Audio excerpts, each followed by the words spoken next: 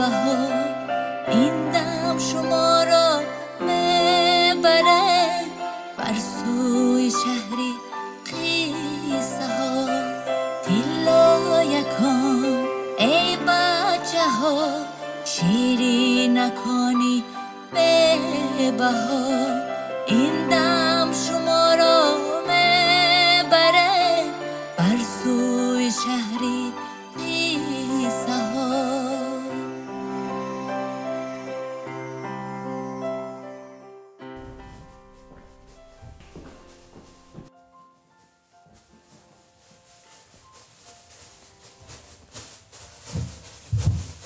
دخترم این قدر شتر شتر کرده درنی جواننده تیده کافسو دی؟ بابا جان şokolade ruskolikle kafsa diyen dilen şokolad cüssa şokolad değil. بو شکلات بو شکلات اینقدر شکلات میخوری یا دخترم او شکلات من میدونم که چیزی شیرین لیکن و ضررش هم خیلی دخترم اگر شکلات بسیار خوری دندانهایت میپوسد سونی درزی دندان میشی دکتر میکند مابینده بی دندان میمونی بچه جان Ez yak neşevit baba can. Ma dandoni nav mişinanam. Şokolad değil. دندانی نو آرزو نکن دخترم یگان دندان مثل دندانهای خودت نمیشد فهمیدیم انا همون موش هم دندان نو آرزو کرده بود Kadonmuş. کدام موش میشد همون موشهایی که خانواده میگردد کو خوراک کافته یک روز یکتا موش گرسنه مونده سو خوراک کابی به بیشوا رفته است بیشوا رفته استاد پیش راهش یکتا صندوقی کلان برآمده است صندوق دیده موش خرسند شده است اوه من خوراک بسیار یافتم درونش با چیزهای بامزه بودگی سکوته همین خیلی خرسند شده است بعد از پای گشودن صندوق شده است همین قدر زور زده است همین قدر با دندانهایش و یک گشودنی خواسته است لیکن زورش نرسیده است صندوق گشوده نتونسته است برای اینکه صندوق آهنین بوده است و سخت بوده است انا بعد میدونی چیکار کرده است روی با آسمان کرسو ای خدا من با تو چی گناه کردم که با من اینقدر دندانهای کند و معده روا دیدی در جواب خدا بوده است این طور باشد و بیشرو همه حیوان ها را بین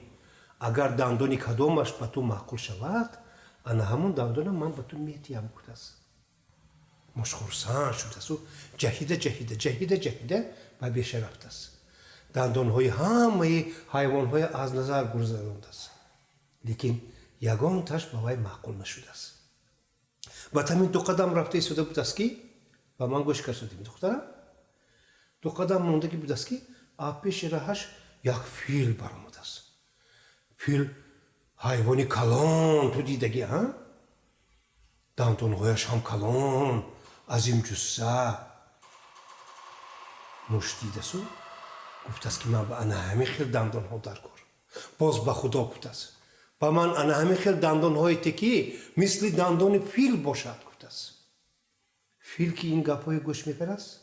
گفت است که های گوش کن موشک اصلا این خیل دندان های آرزو نکن من هرچند کلان جسته باشم و دندان هایم هم کلان باشد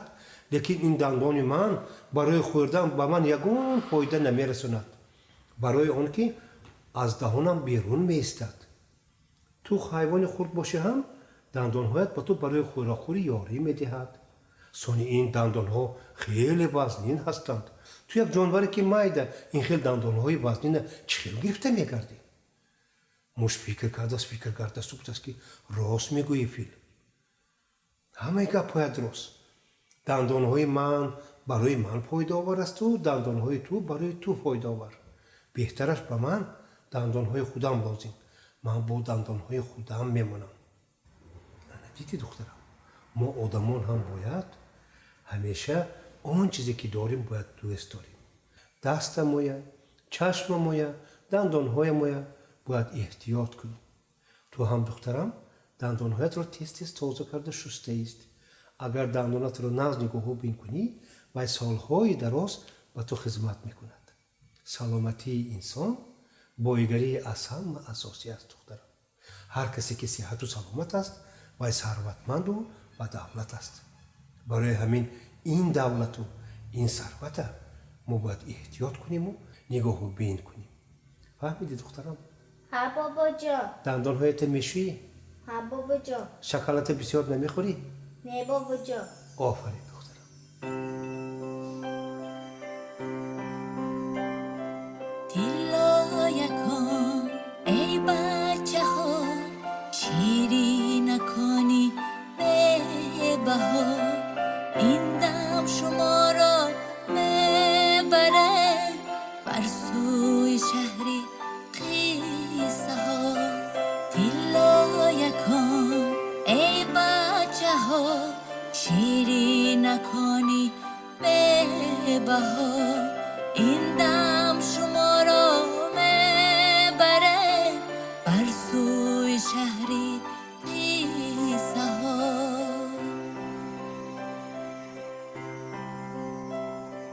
گل غنچه ها ای کودکان شیری نکن خندا نکن گل غنچه ها ای کودکان شیری نکن خندا نکن بهری شما آورده یک گل زیباغی